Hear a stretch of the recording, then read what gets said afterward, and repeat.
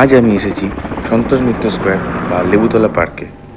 এবারে তাদের theme operation সিন্দুর।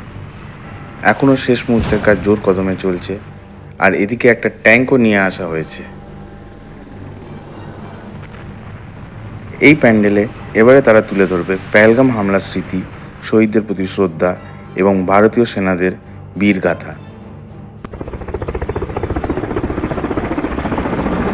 প্যান্ডেলের ভিতরে এখনও অনেক কাজ বাকি আছে, আর উপর দিকটাতে দেখলে তখন দেখতে পাওয়া যাচ্ছে অনেক মহিলাদের মুখ এবং তাদের মাথায় যে সিঁদুরের ফোঁটা বা দাগ আছে সেটা এখানে তুলে ধরা হয়েছে।